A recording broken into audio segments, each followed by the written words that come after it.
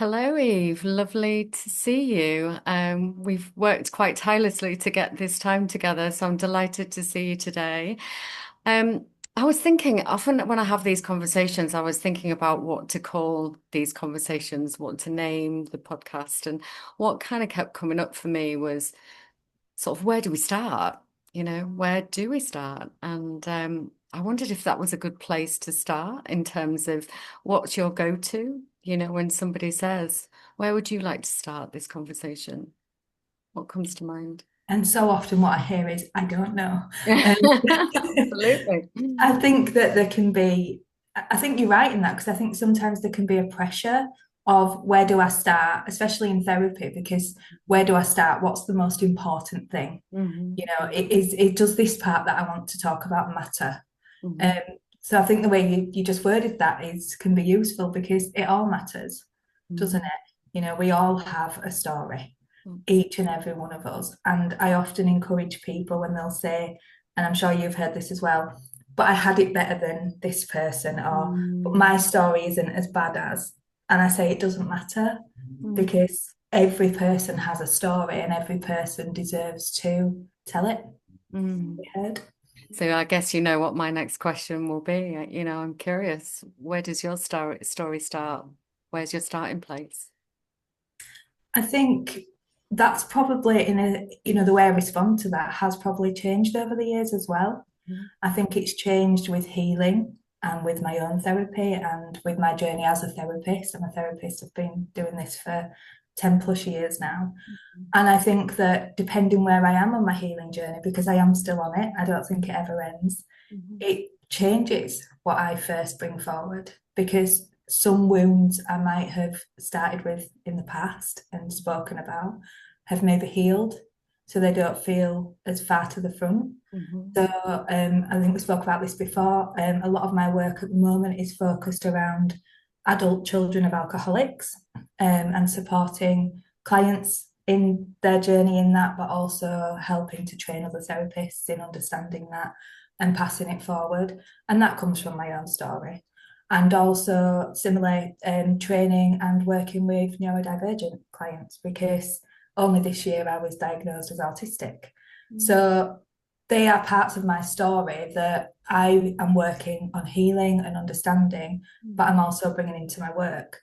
Again, if you'd have asked me 10 years ago, I don't think those are the things I would have brought to you because actually I didn't even really understand they were there. I didn't have that understanding about myself. Mhm. I was lost when I first came into therapy.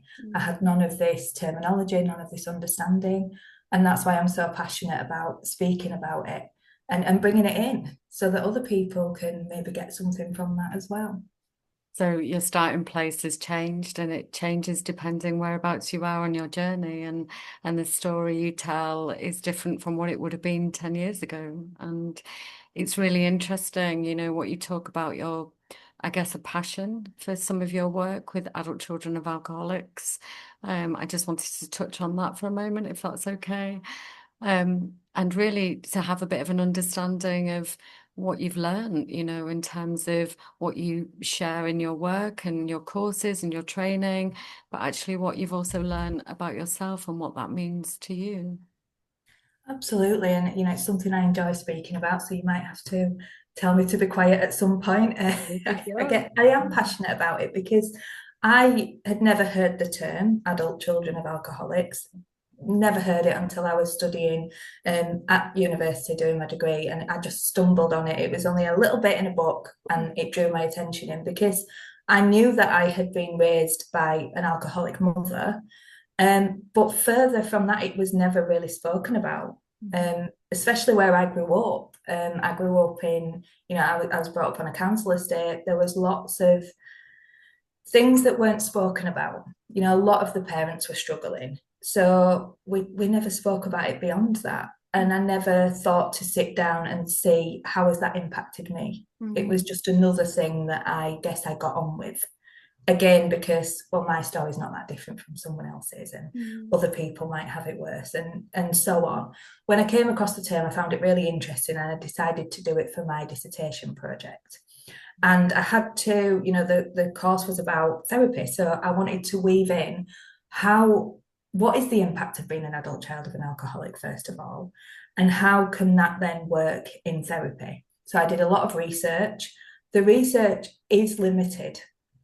There is the most research that we seem to have had, and I don't know why, is around 20, 30 years ago. There seemed to be an influx of research and then it quietened off. Mm. Mm. Again, surprising to me because of the high number that we can, I guess at, because there are a lot that we don't know of. There is such a high number of parents that are struggling with alcohol dependence. Therefore, their children will be brought up around alcohol, and those children grow up to be adults. Mm-hmm. So it is such a huge, I'm going to call it an issue because we're talking about when it becomes a problem. So this is such a huge problem, and yet it's not spoken about enough. And I went on to do as much research as I could. I did independent interviews with people who then identified as adult children of alcoholics. And what I did find through that is that there are themes. I am all for recognising individual differences. We are all so unique. You know, we are infinitely unique, and every situation, every part of us, it will be that different story. But when we do the research, when I did the interviews, there are commonalities in that. There are themes that emerge. And the theme that emerged throughout all of adult children of alcoholics was issues with trust. So being able to trust other people, being able to trust their environment and safety, and being able to trust themselves in a sense of recognizing their own true sense of identity, in being able to follow through in decisions. Not every, sometimes an adult child of an alcoholic will also struggle with addiction, but sometimes it can go the other way as well with complete alcohol avoidance. So it's not necessarily that patterns repeat with an adult child of an alcoholic, but it is evident that there are impacts. And that's what I was interested in. You know, what are we, you know, there is focus now more than ever, which I'm really pleased about, in terms of supporting children that are brought up around parents who are struggling with alcohol issues and addiction and so on.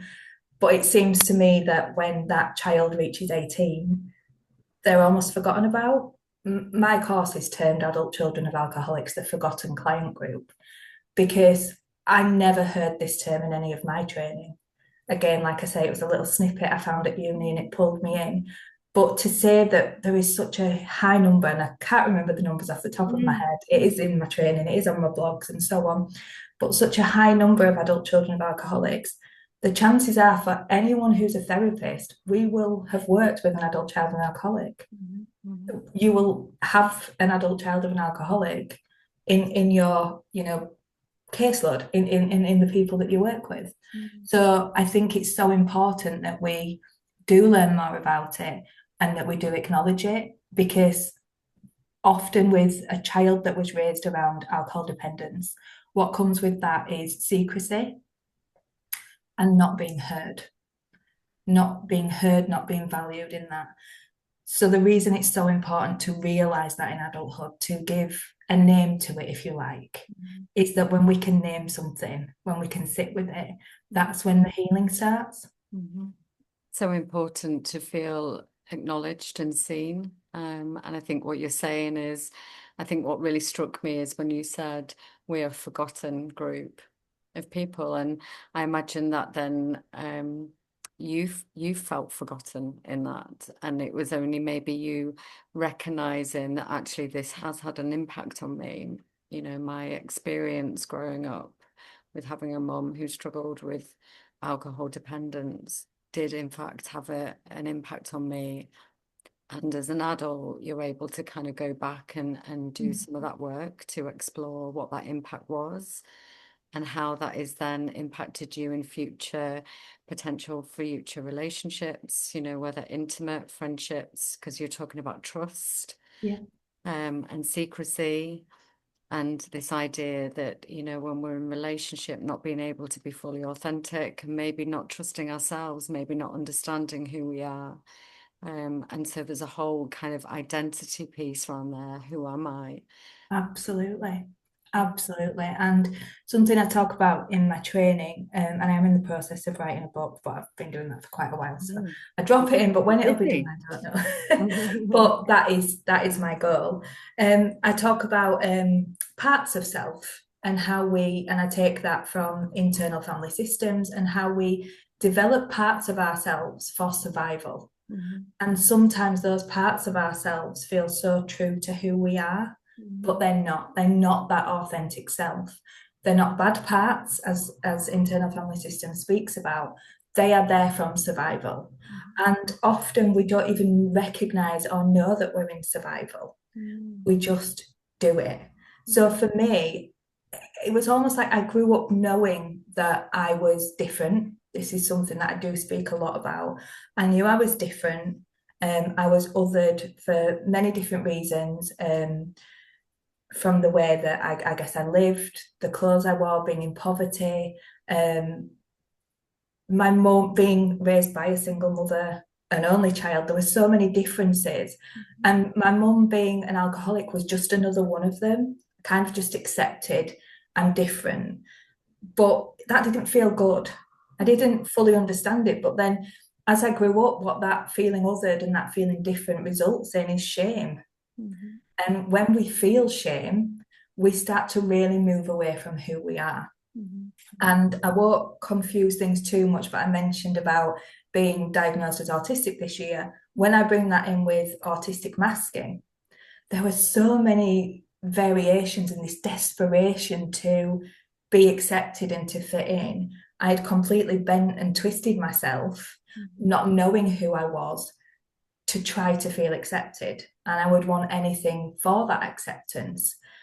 And it's so hard to figure out just a solid sense of self when you grow up in that chaos, when you grow up masking, when you grow up feeling othered by the outside world, when you have that trauma at home. Mhm. It is so difficult and we can lose it. It becomes fragmented. Mhm. And I think that's where therapy and that self-work can be so beneficial, because it's about, I say it's about coming home to yourself. Mhm. That's the thing. It's that coming home, and it's a home that I'm finding and building because genuinely I never had it. I never really had that safe base because my mum didn't know how to give me it. She didn't have a home of her own, Mhm. metaphorically speaking. She didn't have that. So how was she then able to provide it for me? Mhm. She wasn't. So, as I often say to people in terms of that chaos, and not maybe, people will come and say, I just don't know who I am. Mhm. But when you're a child, you go to that caregiver. They are the ones that tell us who we are to begin with. They tell us who we are, and they tell us what the world is. We have no knowledge before that. The way they care for us, the way they look at us, it all determines the way we then start to see ourselves. We use it as a mirror initially. Mhm. And when you have a parent who is alcohol dependent, there's a real conflict in that because you have more than one version of the parent. Mhm. You never have the steadiness. And this is something that I repeat often because it really struck me, that idea of we don't just have one parent. I had one mum and I was raised by her alone, but I had many different versions. I Mhm. would have the intoxicated mum, Mhm. the mum who was drunk. So at a different level, I learned to read those levels very differently. There was the mum who was hungover, the mum who was trying to stop drinking and would make me lots of promises. Mhm. All these different versions. For some people, I mean, there was violence, there was neglect in my story, and for other people as well, there can be violence and domestic violence associated with that and child abuse. Mhm. But there will be still different versions of the parent in that, Mhm. because you have the sober parent, you have the intoxicated parent. So even as I'm speaking now, I'm like, this sounds like a lot, doesn't it? It Because it really is. does. It Mhm. is a lot. And that's why when I term it the forgotten client group, I think, why? Why is it forgotten? Because Mhm. this is a huge problem in a sense of being forgotten. Well, I guess, if you sort of term what you're asking, I guess you're asking, why was I forgotten? Because that's been your experience. You were a forgotten child, a forgotten adult who has experienced trauma. And I think, trauma is a really interesting term, isn't it? And I know we share a love for Gabor Mate, and we mentioned him in our call before for today, and I love what he says about trauma is not the event, it's what it does Yeah. inside of us. And he sees that as a very positive outlook, because it means that we can heal from that. We can't go back, and you can't go back into your story and for your mum to be attentive, non-alcoholic, a non-suffering mum. Hmm. Because I think what I hear in what you're saying is that I don't sense blame that you hold towards your mum, and maybe you've done some work around that in terms of being Hmm. able to accept that actually she too was suffering, and therefore in her suffering she wasn't able to be that consistent Hmm. one persona mum for you. Absolutely, and I think that's an important part of my story. And each person is in a different place on that healing journey when we talk about adult children of alcoholics. I actually did a different podcast where I shared a poem because it was so powerful to me, and it was talking about a time in my own therapy um, where I wasn't at the place I am now, a different part in my story. Mhm. Now I do understand more so than ever what my mum went through and what she was not able to provide. My mum isn't here anymore. My mum died a few years ago, and I can sit and say there were things that my mum shouldn't have done. There are things that I still feel angry about her, but I do forgive her now from a completely different place. But there were times I didn't, Mhm. and there were times I didn't have to. So, what I mean by that is when I spoke about this in therapy, I was at a part where I was still angry with my mum. I Mhm. think when I went into that therapy room, that session, I was showing up, my inner child was right at the front, Mhm. and I was feeling confused, angry. And I said, she was just a monster. And my therapist, really well meaning, but at the time said, well, I don't think she was a monster. I think maybe what was going on for her, which is where I'm at now. I can Mhm. say Mhm. absolutely what was going on for her. She was Mhm. struggling with addiction. She'd had past trauma throughout her life. I get that. But at the time, Mhm. I needed to feel that from an inner child place. I needed to say I was hurt, to say I was scared, to say I was angry, Mhm. because I'd been forgotten as a child. Mhm. So I'd never had that. I'd never had a place to share that. So when my therapist said that, from up here, from my adult self, I get where she was coming from, but my inner child absolutely shrunk in. And she just went, oh, so you're not hearing me too. And Yeah. that was that real defense. But that taught me. That taught me about myself. It taught me about the parts I still needed to heal and nurture. Mhm. And it also informed me for my own work, if I'm honest, that we can have different parts of ourselves that can feel, again, it's all, I guess, times, different times. But sometimes, even now, my inner child will come up and there might be something that happens, Mhm. and my inner child will still feel hurt. Mhm. She'll still cry. Christmas is a big thing that took me years to be able to embrace and Mhm. enjoy. Mhm. Christmas was one of the hardest times, and I see this a lot. One of Mhm. the hardest times for anyone who's been brought up around family dysfunction or addiction or alcohol. One of the hardest times. And only the past few years have I really healed my inner child in that sense and made Christmas magical and wonderful. I'm wearing a red jumper today. I'm all ready for it. But Mhm. that was one of the hardest things that I guess I had to challenge and Mhm. push through, to not stay in the past, but Mhm. also recognize that it was okay, those wounds were there. And some parts of me were going to take a little longer to catch up that wasn't all of here.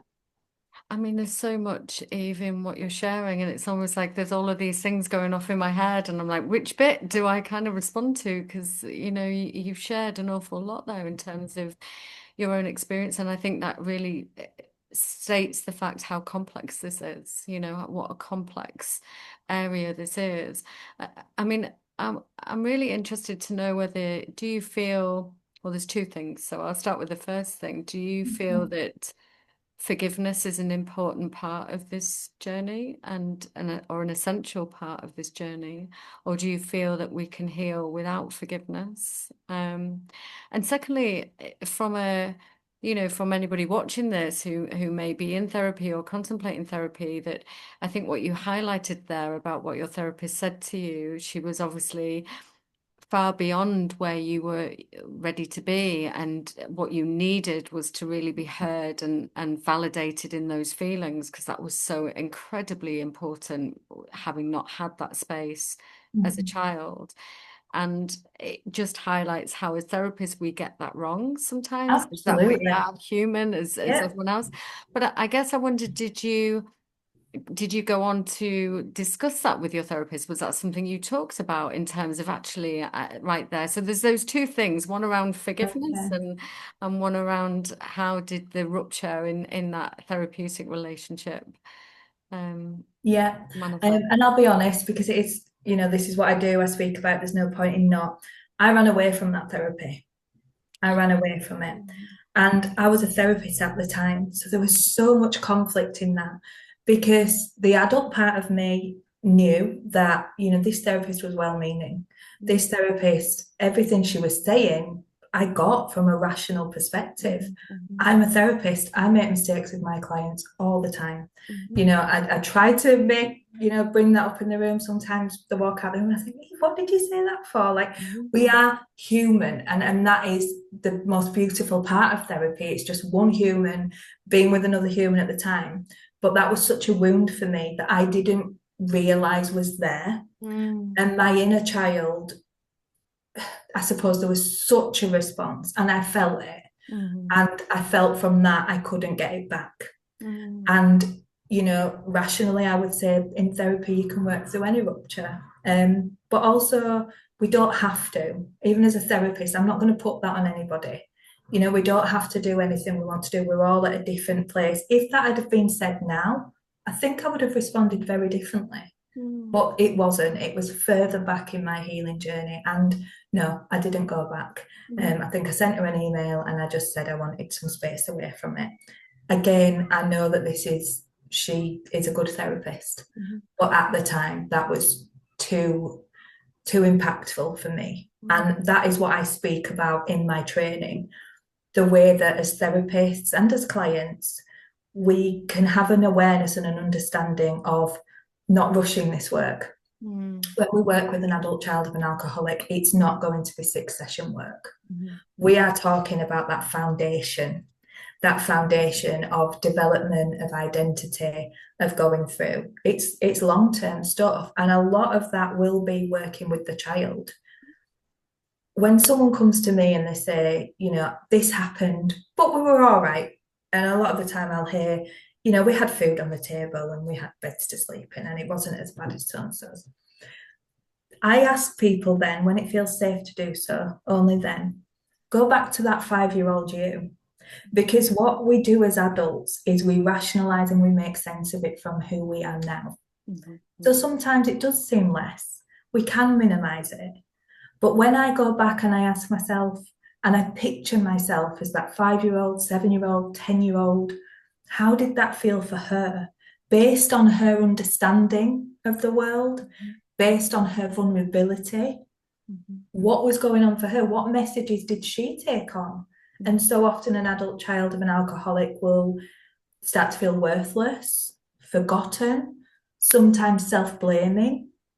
So all of these things, I think, if we can start to learn about ourselves, if we are those adult children, if we can start to learn about it, if we're therapists or anyone who's in a healthcare role or a supporting role, it doesn't have to just be in therapy. I think having this awareness that we might have people who show up almost perfect, the child that had to keep it all together for everyone, the child who had to be good, who had to parent their parent, who will seem like, I'm okay, I can cope with anything, because that's something they had to do in order to survive.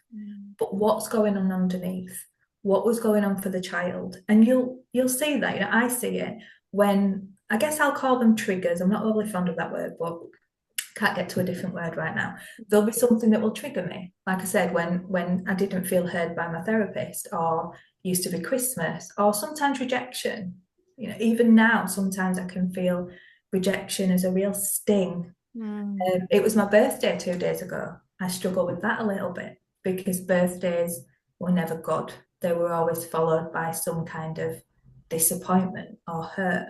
I had to really work on that. I had to work on not sabotaging, self-sabotaging my own birthdays Mm. because my body held, okay, it's this time of year.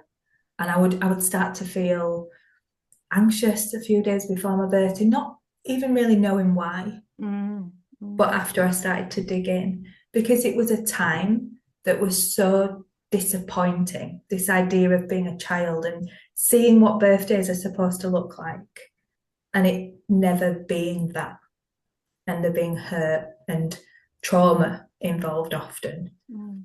that can carry on with us. Even when we are that functioning adult, even when we get on with things, even when we can seem successful and so on, it would be those trigger points. Mhm, And mhm, those were the wounds, I guess, the wounds that I then needed to work with. I needed to heal. I needed to reclaim. And I think, again, I am repeating myself, but going back to that child and saying, what was that like for them? Now I can say, my birthday's fine. I'm doing this day out. Everything's okay. But really, there's 8-year-old Eve in there, and 8-year-old Eve's birthday was forgotten. She woke up and her mum had forgotten her birthday. That wound stays if I don't look at that, if I don't really dig in. And I needed to let little me know that, yes, I hear you, you're not forgotten. mhm, That was terrible. It was awful for a child to experience that. mhm, mhm, But that's not happening now. And I'm going to make my birthday special. mhm. So there's a lot of reparenting involved and reparenting ourselves, I think. Yeah, I think the inner child work is so quintessential to, many people who have experienced lots of different things. And I think that relationship that we have with ourselves, because often the relationship with the people who maybe have caused some of those wounds for us maybe are irreparable, and maybe relationships that we're not able to heal with, or maybe they're no longer here, or, so the work that we do with ourselves, and like you say, that reparenting, giving back the things that we never had. And it is that longer term work. I completely agree with you there that this cannot be rushed. No, And I think it's true to say it's always ongoing as well. And there will be moments and times, and it sounds like for you, there are still times where, that little Eve, that 8-year-old Eve, is turning up the volume and needs some care, needs some absolutely. compassion, needs to be held in those moments. And I guess, that we are creatures of familiarity. And so often what you're saying about birthdays, I'd often self-sabotage, and I often hear clients talking about that as well. But Yeah, we go to what is familiar, even when it's not good for us, because it is that sense of safety. And it's really hard to understand, and it's really hard. It's complex. But if we give ourselves space and time to be able to really feel what it was like back then, and our brain and our body does amazing things and tends to shut down lots of things to help us out, and that's remarkable. I think as humans we are remarkable in the, when you was talking earlier about parts of self, and how those survival parts of us, it allowed us to get through, it enabled us to get through, absolutely. and that's inspirational, that's remarkable that we were able to do that. But as you Absolutely. I think it's crucial we recognise that mm, because so often I think that we can feel guilt, we can feel shame, mm, and we can maybe, look at our own past behaviours maybe and say, why didn't I know this? Why didn't I do that? Because we knew what we knew at the time. mhm, And it is about survival, especially I think when I talk about forgotten children who are now adults, so many of them have just figured this out as they've gone along. I'm a parent, I had no guide to go from. mhm, And it's not unusual, maybe you found this, that people come to therapy when they become parents themselves. mhm, Because so many of the people I've worked with are so admirable. They realize that they want to be those chain breakers. They mhm, see that trauma. and they say, I don't want that now. Mm. You know, and it can bring up so much being a parent, but so often I've seen that it can be so encouraging for people. They'll say, you know, I want to do this now for me because I realize I see more now I'm a parent. It can be a real turning point in a lot of people's lives, as can other milestones. I think, you know, people get to certain ages and they start to reflect. And I didn't want to, you know, skim over the question when you said, is forgiveness essential? And I don't know why I came back to that, because as I started to speak there, I was like, but it's also a really complex answer, this, because I don't think there is an answer. I think this is one of the most complicated things we can ask, actually, but still really, really important. Because again, we're all so unique. What even is forgiveness? I ask people this, and people have different ideas of it. Some people will see forgiveness as letting them off, like saying, oh, it doesn't matter, I let them off and say, I don't want to forgive them. Other times people see it as a release for themselves, to say, I let go. Doesn't mean I agree with what that person did or think it's right or even feel anything for them, but I'm letting go. So I think firstly, it's important to look at what forgiveness means before, you know, someone might say to me, do you forgive your mum? It depends what you mean by forgive as well. I think we need to look at what that means for us, but absolutely never, ever be forced. I definitely believe that we can heal without it. And some people would disagree with me from that, you know, and say that we must forgive. And if that is what works for that person, great. But I think there's a difference in forgiveness and holding on. So for me, forgiveness, a lot of it is about release.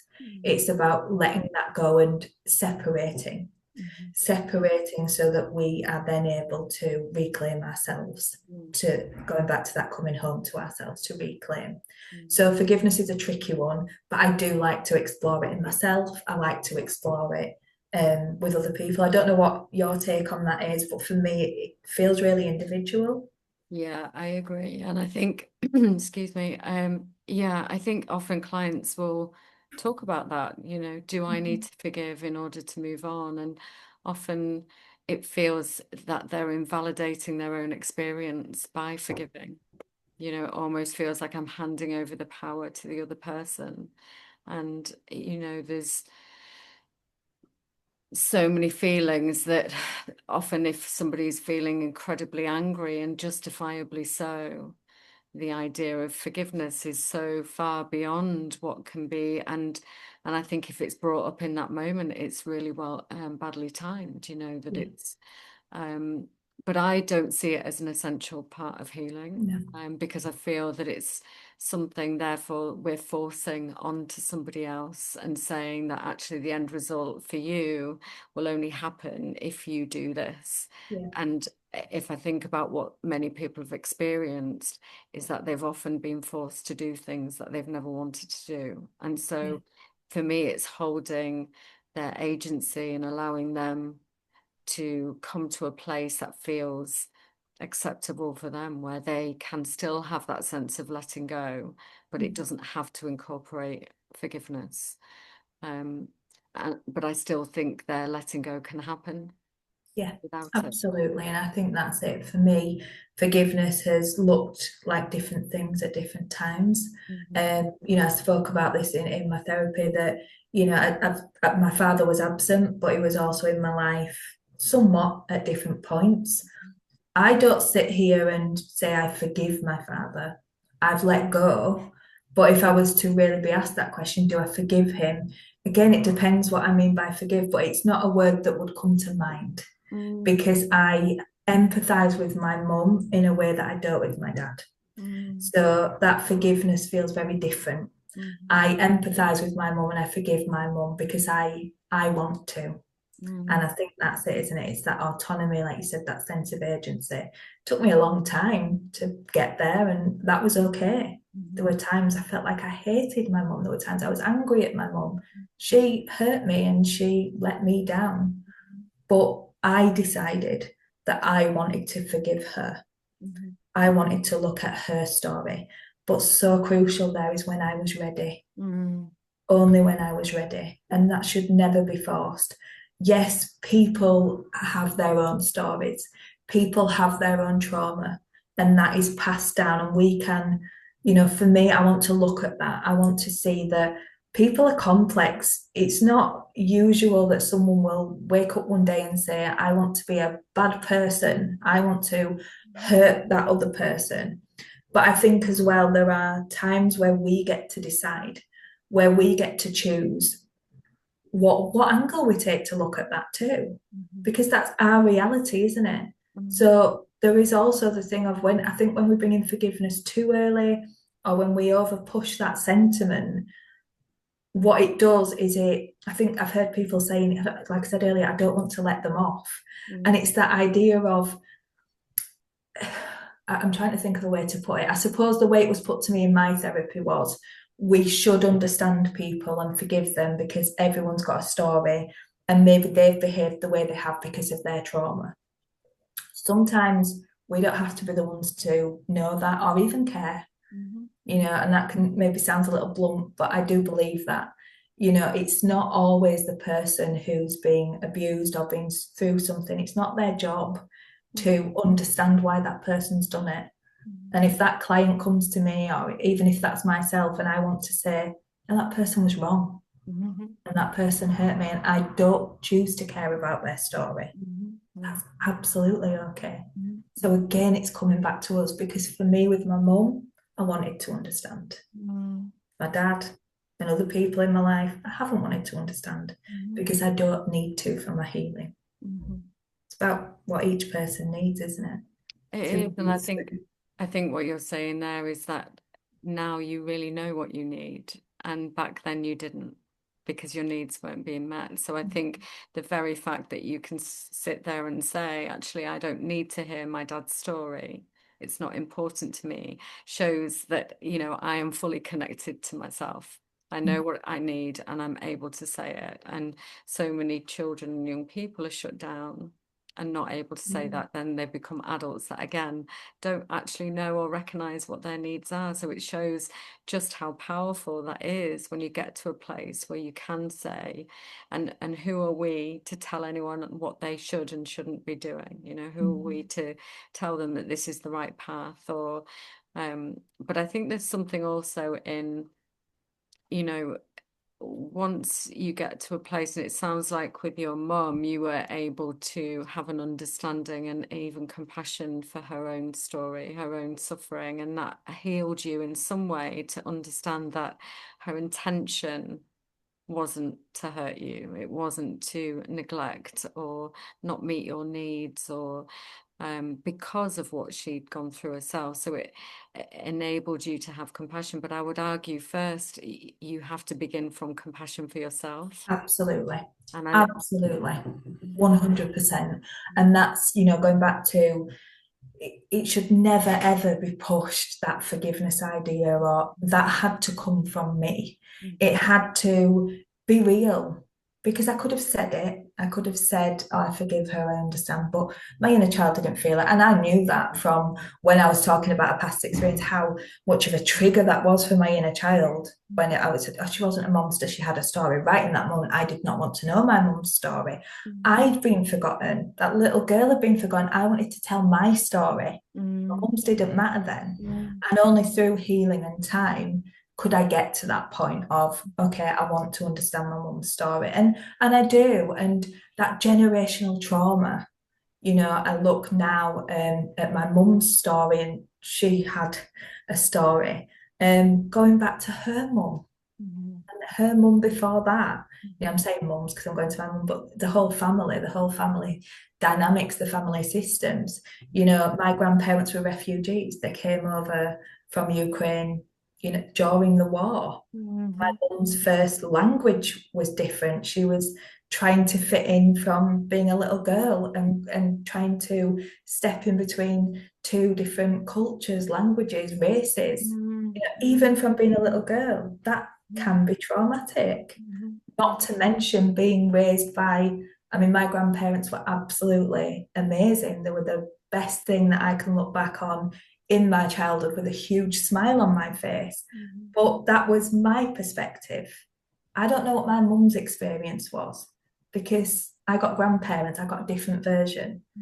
My mum grew up with people who were traumatized. They'd been through a lot. They'd seen a lot in that war, and they'd come over. So right there, I know my mum's story. It starts to build. You know, she was a hippie during the 60s and 70s, and she got herself in a lot of dangerous situations. She took a lot of drugs, and she went through a lot. You know, she was abused herself by men and people around her. She lost a child.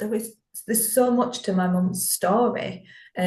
Actually, it's kind of a podcast in itself. It's there, but as a child, I didn't understand that, and as a child, I didn't have to care, and that's why it's important to bring that inner child into the room, because now I can have compassion as an adult and as someone who's been through that healing. But 8-year-old me, that's not her job. So when 8-year-old me comes forward, or 13-year-old me comes forward with the defenses and a sassiness, because we all have that in there. When she feels that I would not want them to say to her, come on, think about your mum. Absolutely not. Because that child never needed to know those things. A child doesn't. A child needs safety and a safe base. And yes, I can accept my mum couldn't do that. She didn't know how to do that. But that's where we bring that inner child in now and say, okay, you didn't have that. How do we reclaim that now? How do I give that to that inner child, that little girl that's in there now? It's so powerful, Eve, and I'm really feeling such an awful lot as you're talking, in terms of, what really strikes me is that freedom that we can give our parts of self, that little Eve that can now be free to be playful, to be curious, to be imaginative, to have that lack of responsibility, that was never hers to hold in the first place. And, we often see adults weighed down with the responsibilities of and roles that they had to play back then. And it's setting yourself free, and that doesn't have to be forgiveness. We can set ourselves free in many ways, but it's so transformative. And I could talk to you for hours, Eve. This conversation is, I imagine, so helpful for so many. And I think we need to perhaps have another podcast, because I know there's so much more that to your story, but also to what you do. But I guess just to maybe put it back to what we said at the beginning when you talked about you've got a book, you've got some training, where will people find you? What, have you got a website, just so if people are interested, how would they discover you, and what will they find if they do go online and see? Well, I do term myself as a chatterbox, so they'll find me chatting a lot. And I like to share my story because that's helped me a lot. So I am on social media. I'm on TikTok. A lot of people say you're a therapist and you're on TikTok. Absolutely, I am, because for me, when I found out that I was autistic, it was one of the places that I felt I could connect with other people and hear their stories. Yes, there's a lot of rubbish on places like TikTok and Facebook and things, but I think, and Instagram, but I think if we cherry pick, if we go in and we trust ourselves in that, to know that not everything's going to fit, but some of it can. Connecting with real people, just hearing them tell their stories has actually been a real part of my healing journey. And I've had lots of people reach out to me from that, feeling really nervous putting myself out there, just chatting away and thinking no one's going to want to hear this. And I've had, clients approach me from that. I've had people just say that they found that really helpful. And as much as every time I put something out there, I go, oh, can I do this? Even if it just reaches one person, or two or three, and they say, I got something from that helped, then that's been worth a 3-minute video, hasn't it? So I am on TikTok as Eve True, Instagram, Facebook, LinkedIn, and my website is evetrue.com. So on evetrue.com, you can find links to my training, which is on Teachable. There's actually 20% off at the moment, because I wanted to promote that in a way of, it's coming up to Christmas, and Christmas is one of the biggest times that adult children of alcoholics, I'm going to use the word triggered, will experience those things. Sometimes because actually those parents are still in their lives now. So it's not always that a parent's died or they are estranged. Sometimes those parents are still in their lives now, and Christmas is a time where alcohol is so prevalent. I've not seen an advert for a supermarket yet that isn't, doesn't have alcohol on the table. It's a big time where alcohol and family dynamics can really come to the front.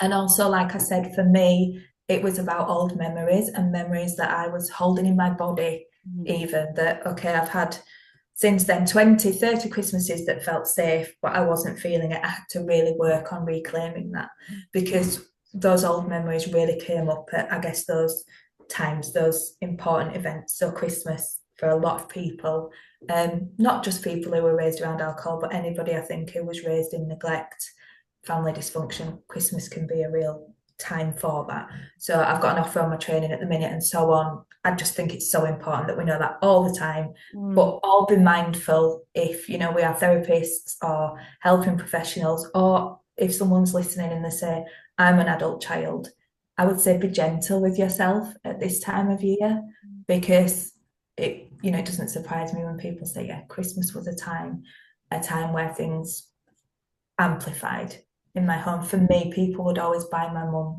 bottles of alcohol at Christmas. And that would be their present to her because they knew she liked to drink. They didn't really then know what happened after that. So Christmas for me was a frightening time. Even as a little girl, there would be that conflict of, I'm really excited, Father Christmas is coming, but I knew that there would also be hurt and pain and things that would come later on in that day. So again, all these complexities, if you are an adult child of an alcoholic, if something comes up, just be gentle with yourself. Know that, okay, this is not something that's wrong with me. There are many other people who are feeling this too, that it's impacted because the child didn't choose it. So I would say be very gentle and kind to that part. If you're therapists or if this is friends or family, real just holding, just being gentle. You don't have to explore it, you don't have to think about it, but bringing in a softness, I think, because so often when these times come up, there can be a real bracing. Now I used to brace, I wouldn't even know I was bracing. Teeth would grind, my shoulders would clench, and it's that bracing because the body, as Gabor Mate would say, which I don't agree with everything he says, but most of it I do, the body remembers.